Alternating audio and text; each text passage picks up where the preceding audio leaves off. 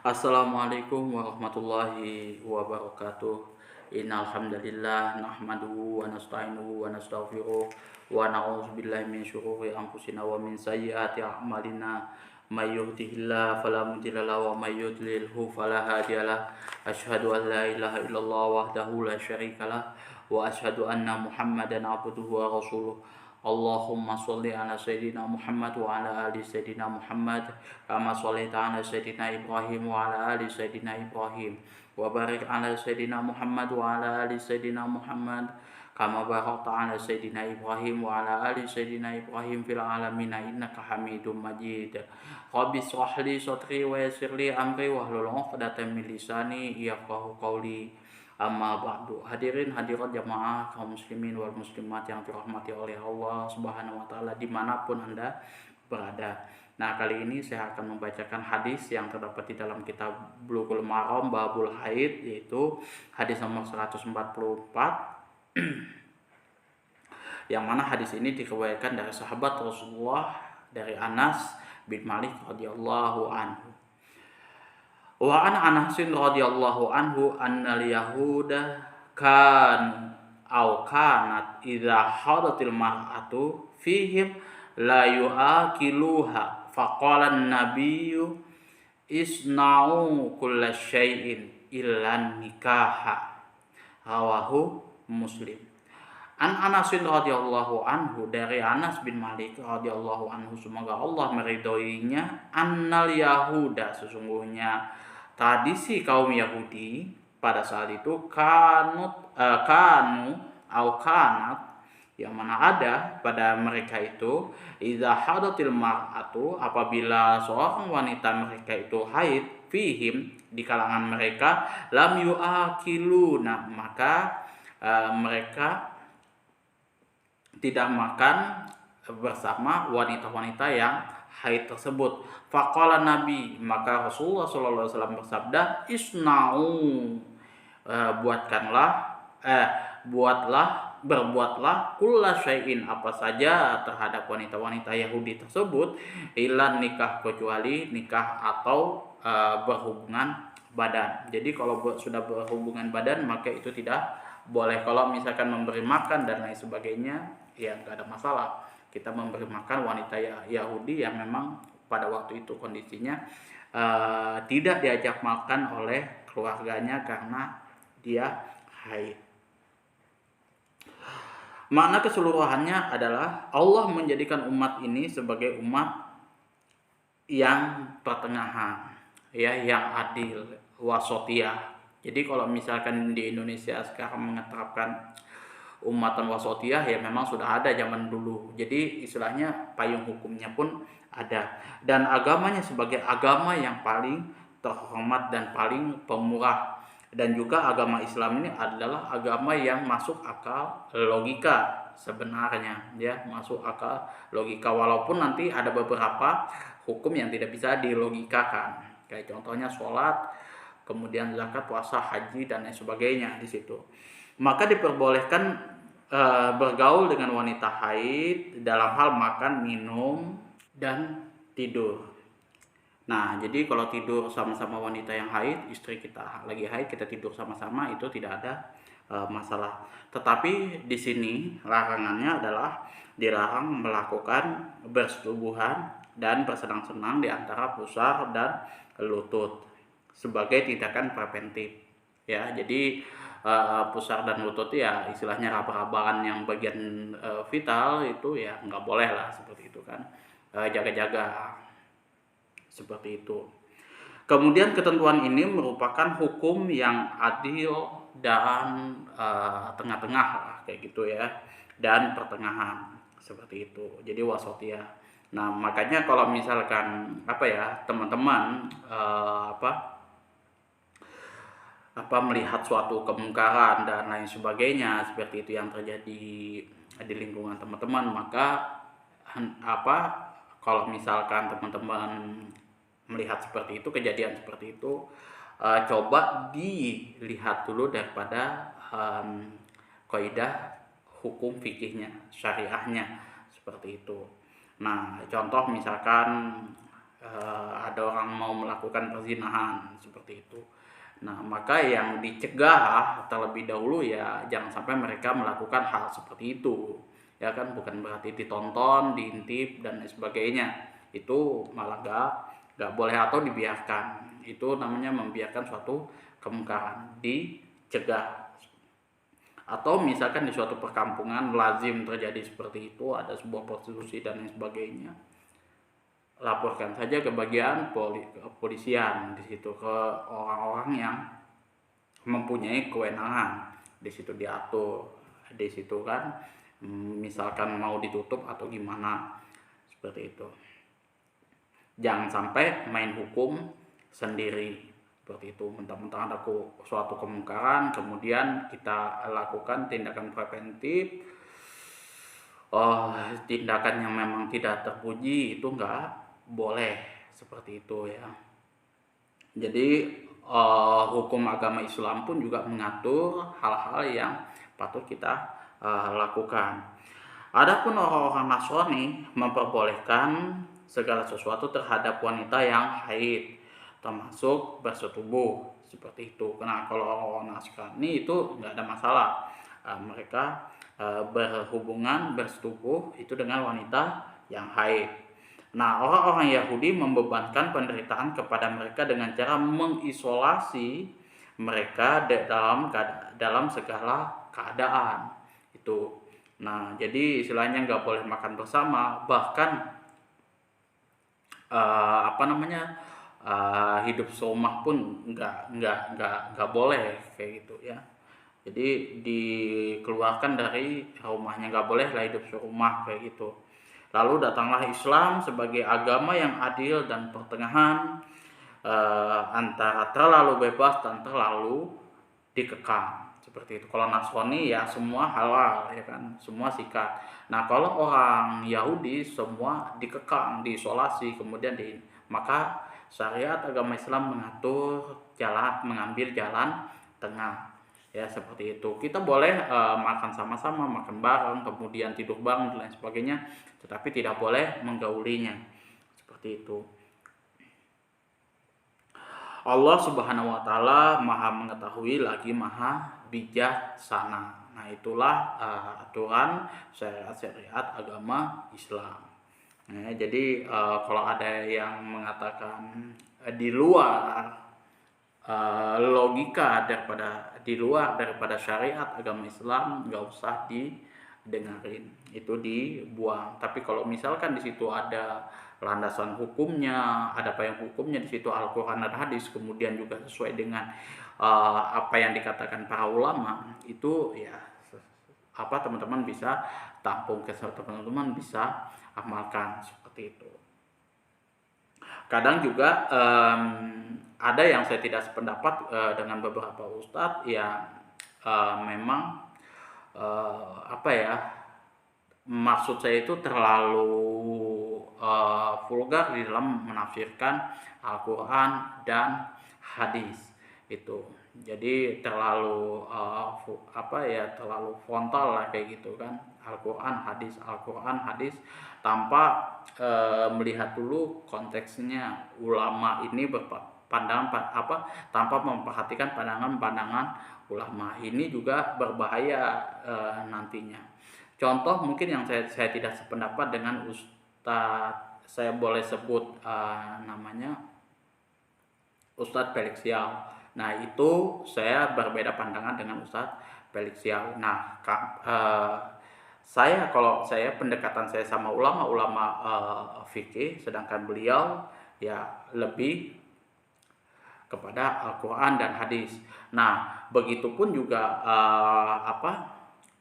kalau saya ya berdasarkan daripada apa yang bisa diterapkan di Indonesia seperti itu. Misal ada pendapat baik itu jumhur ataupun yang minoritas kayak gitu yang bisa diterapkan di Indonesia, maka itu sah diterapkan untuk di Indonesia. Nah, berbeda dengan beliau di situ perbedaan pandangan kami, perbedaan saya dengan Ustadz Felix Siau di dalam hukum tata negara seperti itu.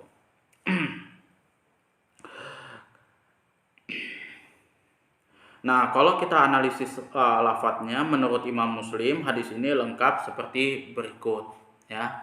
An Anasin, dari sahabat Anas, annal yahuda kanu idza hadatil mar'atu, apabila anak perempuan Yahudi di sini dalam mengalami masa haidnya, fihim, di kalangan mereka, lam yuakiluha, mereka tidak makan bersama wanita tersebut, wanita yang haid tersebut, wala yujami'uhunna fil buyuti, maka mereka tidak berkumpul sama-sama dalam satu rumah. Fasa'ala ashabun nabi sallallahu alaihi wasallam, maka sahabat Rasulullah sallallahu alaihi wasallam menanyakan kepada Rasulullah SAW. Fa'anzalallahu ta'ala, maka Allah Subhanahu wa taala menurunkan firman-Nya, wa yas'alu naka'anil mahid. Nah, mereka menanyakan kepadamu wahai Muhammad tentang haid.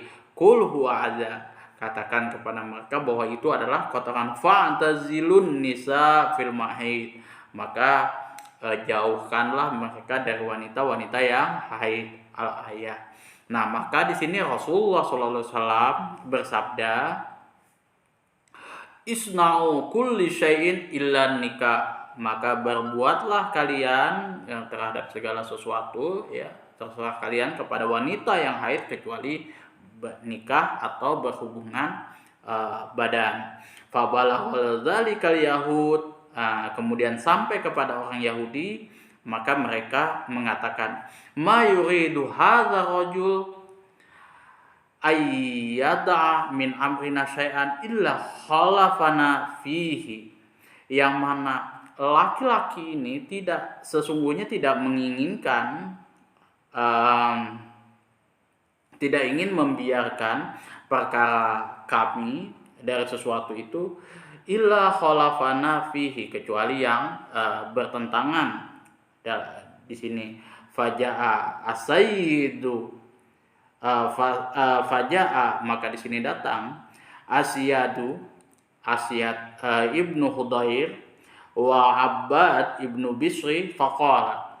Jadi Asyadu bin Hudair kemudian Abbad bin Bisri di sini bertanya kepada Rasulullah Shallallahu alaihi wasallam, ya Rasulullah, innal yahud yaqulu kada wa kada, sesungguhnya orang Yahudi ini berkata seperti ini. Fala tujami'uhunna fataghayya wajhahu Rasulullah sallallahu alaihi wasallam, maka Rasul di sini mengatakan seperti di sini, maka jangan menyetubuhi istrinya, seperti itu.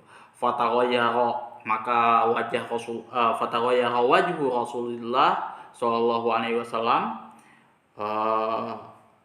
wajah Rasulullah di sini berubah, ya, hatta dzananna, sampai kami menyangka, anqat wajada alaihima, nah, sampai kami menyangka bahwa Rasulullah di sini dalam keadaan marah.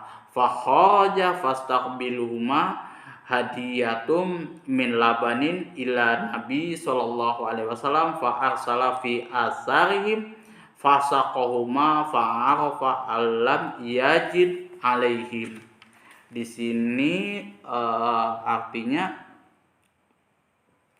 lalu keduanya keluar dan berpapasan dengan kiriman berupa air susu, kemudian yang dihadiahkan kepada Rasulullah SAW. Maka Rasulullah menyuruh seseorang untuk memanggil kembali keduanya. Setelah keduanya pergi, kemudian beliau mempersilahkan keduanya untuk minum susu itu, hingga keduanya mengetahui bahwa Rasulullah SAW tidak marah terhadap keduanya. Jadi kedua sahabat Rasulullah tadi. Nah, itulah hadis full komplit tentang masalah yang tadi. Kalau yang itu dipotong, hadis itu dipotong, yang merupakan potongan kalau nggak salah dari Imam Muslim. Dan biasanya kalau kita lihat di dalam kitab Sahih Bukhari, Imam Bukhari itu terkenal adalah ulama yang meringkas hadis, itu memotong hadis. Nah, hal itu bisa dilakukan apabila dia tidak mempengaruhi maknanya, dan hadis utuhnya pun juga ada tidak berubah seperti itu. Kemudian al-Yahud di sini nama suatu kabilah dinamakan demikian karena kembali kepada Allah dan bertobat dari menyembah anak lembu. Jadi yang namanya Yahudi di sini adalah suatu kabilah yang kembali bertobat kepada Allah Subhanahu wa taala dari menyembah anak lembu. Jadi kalau teman-teman ingat sejarahnya Samiri itu, nah itulah asal muasal dari penamaan Yahudi itu sendiri. Kemudian Allah Subhanahu wa taala berfirman mengisahkan perihal mereka, inna hudna ilaika, sesungguhnya kami bertobat kepada engkau. Jadi di dalam surah Al-Baqarah di sini ada dibahas masalah mereka. Yujami'una fil buyut, mereka tidak bercampur dan tidak serumah dengan wanita yang haid, melainkan menempatkannya di rumah yang terpisah, terpencil dari mereka. Maka ayat di atas lengkapnya seperti berikut. Wa yas'alunaka 'anil mahid qul huwa adza fa'tazilun nisa fil mahid wa la taqrabuhunna hatta tathurna fa idza tatharna fa'tuhunna min haitsu amarkumullah innallaha yuhibbut tawwabin wa yuhibbul mutatahhirin. Mereka bertanya kepadamu tentang haid. Katakanlah di sini, wahai Muhammad, di sini haid itu adalah suatu kotoran. Oleh sebab itu hendaklah kamu menjauhkan diri dari wanita di waktu haidnya, dan janganlah kamu mendekati mereka sebelum mereka suci. Apa mereka bila telah suci, maka campurilah mereka.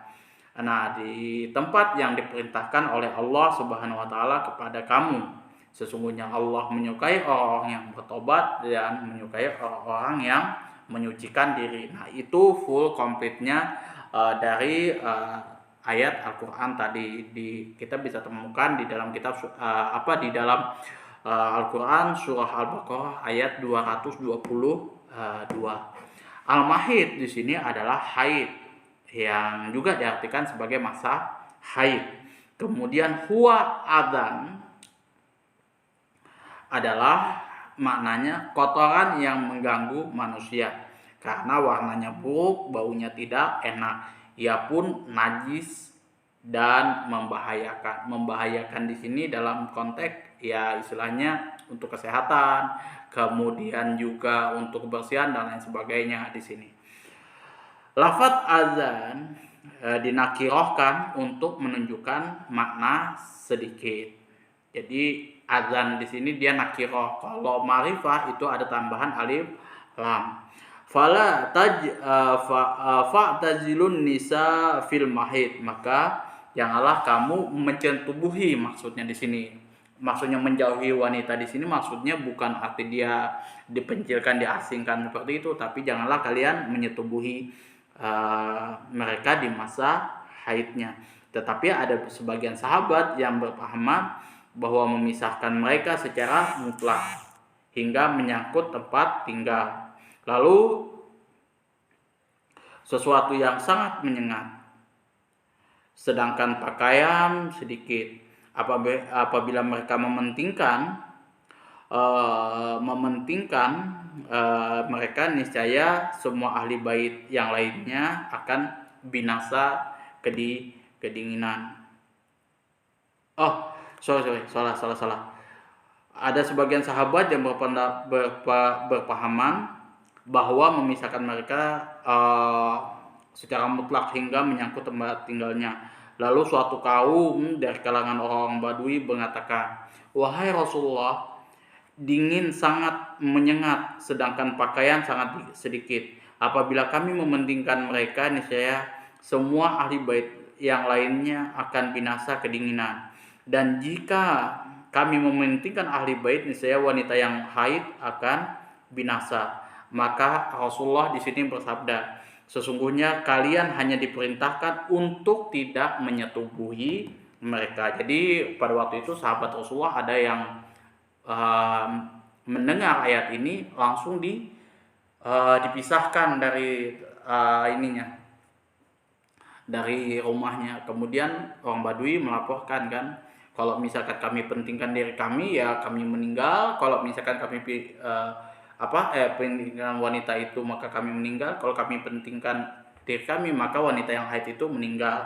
Nah, maka di sini Rasulullah SAW bersabda, sesungguhnya kalian hanya diperintahkan untuk tidak menyetubuhi mereka dan tidak diperintahkan untuk mengeluarkan mereka dari rumah seperti seperti apa yang telah dilakukan oleh orang-orang ajam, orang yang di luar agama Islam, Nasrani atau Yahudi seperti itu. Fala taqrabuhunna, janganlah kalian mendekati mereka, yaitu menyetubuhi mereka. Jadi bukan berarti kita jauhin betul-betul kayak gitu, dia diasingkan di mana kayak gitu. Tidak seperti itu. Hatta yathurna, sebelum mereka mandi sesudah darahnya berhenti. Fa'tuhunna min haitsu amarakumullah, maka di sini setubuhilah mereka, dekati mereka. Maksudnya di sini adalah setubuhilah mereka pada farjinya dan jangan sampai melampaui pada tempat-tempat yang lain. Itu maksud daripada ayat ini. Innallaha yuhibbu, sesungguhnya Allah menyukai, yakni memberikan pahala bagi orang yang menghormati syariat agama Islam. Hadar rajulu, yang mereka maksud di sini adalah Nabi Shallallahu Alaihi Wasallam. Jadi hadar rajulu ini yang tadi hadisnya full lengkap itu adalah Rasulullah SAW. Tetapi mereka tidak mau menyebutkannya dengan jelas karena sebutan Nabi atau Rasul di sini mereka tidak percaya gitu. Dia tidak mau menyebutkan Rasulullah atau Nabi di situ karena ya mereka tidak percaya kepada kenabian dan kerasulan Rasulullah SAW ketika mendengar kabar tersebut. Yada'u di sini membiarkan. Asyad Ibnu Hudair dan Al-Ansari Al-Ausi, Asyad Ibnu Hudair Al-Ansari Al-Ausi, ia masuk Islam sebelum Sa'id Ibnu Mu'az di tangan Mus'ab bin Umair. Dia adalah seorang yang sahabat Rasulullah yang ikut dalam Aqabah yang kedua, perang Badar dan peperangan sesudahnya. Itu perjanjian Aqabah yang kedua, perang Badar, peperangan sesudahnya. Kemudian Abad bin Bisri di sini berasal dari Abul Asyab. Ini termasuk golongan Al-Ansari. Ia masuk Islam di tangan Mus'ab bin Umair juga, ikut berperang dalam perang Badar, Uhud dan semua peperangan lainnya. Nah, itu dua sahabat Rasulullah tadi ya yang tidak terima dengan apa yang dikatakan orang Yahudi tentang Rasulullah sallallahu alaihi wasallam.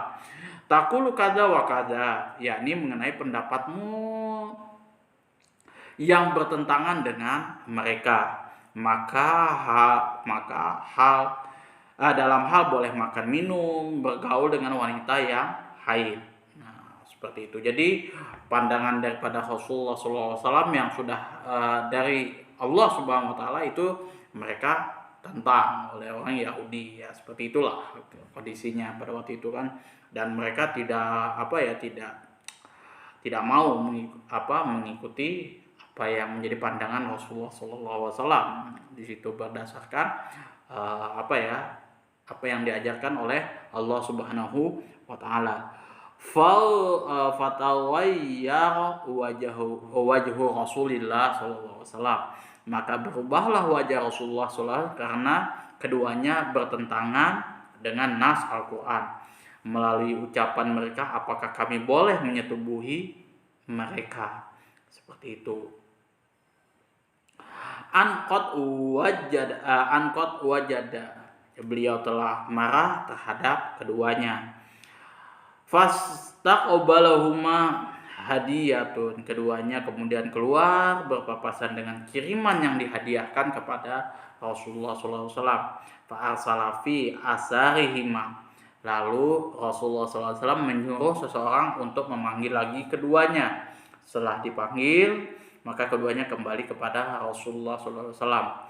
Alam yajid alihima, di sini Nabi tidak marah kepada keduanya. Nah, kemudian kita lihat fikih hadisnya. Apa itu fikih hadisnya? Yang pertama, haram menyetubuhi wanita yang sedang haid. Ini sudah masyhur, ya kan? Yang kedua, boleh bersenang-senang dengan wanita haid selain bersetubuh serta daerah pusar lutut tanpa penghalang. Lain halnya Imam Ahmad, ia memperbolehkan bersenang-senang secara mutlak selain bersetubuh. Kemudian agama Islam adalah agama yang mudah, hanif, ya, cenderung pada perkara yang hak. Jadi yang istilahnya tengah-tengah. Jadi istilahnya tetap memandang kemaslahatan pengikutnya. Makruh menceritakan kepada seorang muslim tentang hal-hal yang tidak disukai atau membuat marah. Jadi kalau ada sesuatu yang tidak disukai oleh seseorang tersebut, ya sembunyikan saja, nggak usah diungkapkan. Kemudian disyariatkan marah kepada orang-orang yang melakukan hal-hal yang tidak layak, yang bertentangan dengan syariat Islam, boleh kita marah seperti itu. Tidak dibenarkan membuat marah musuh dalam hal-hal yang bertentangan dengan syariat. Jadi musuh, ya, kayak misal Yahudi dan Nasrani itu ya nggak boleh kita buat marah, ya.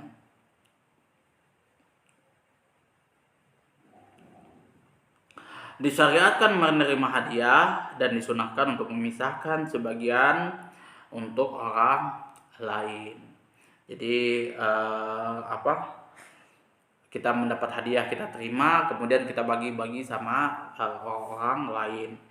Seorang muslim tidak layak terus-menerus marah kepada muslim lainnya. Itu jadi kalau misalkan kita marah kepada teman kita, kepada muslim yang lain, itu tidak boleh berlarut-larut seperti itu. Kemudian dianjurkan apabila seseorang melihat panutannya marah. Jadi kalau misalkan kita ada ustadz kita atau siapapun itu, tokoh agama dan lain sebagainya, kalau marah ya kita diam dulu. Jadi biarkan dia selesai marahnya. Kemudian yang 10, disyariatkan bersikap lemah lembut, rukun, kembali sesudah marah. Jadi apapun itu ya sudahlah, kayak gitu kan. Kita tidak boleh berlarut-larut. Dianjurkan berbeda dengan orang Yahudi dalam memperlakukan wanita yang haid itu. Nah, itu salah satunya, ya. Jadi kalau misalkan kita marah, ya sudah, clearkan kayak gitu. Nah, jadi kalau misalkan kayak sekarang ini kan banyak terjadi perbedaan pandangan, ya, perbedaan politik dan lain sebagainya yang membuat kegaduhan di media sosial kayak gitu, yang berujung pada pelaporan. Nah, kalau bisa ya istilahnya diselesaikan dengan cara baik-baik seperti itu. Kemudian ya jangan sampai bertabrakan satu sama lain, seperti itu sih kalau menurut pandangan saya pribadi itu kan. Jadi kasihan lah kalau misalkan ada gara-gara perbedaan pandangan politik kayak gitu, dia kemudian salah ngomong, kepleset, kemudian dilaporkan seperti itu. Beda hal kalau misalkan itu sudah keterlaluan, sudah diberikan surat peringatan dan lain sebagainya, dia masih menentang, ya is okay.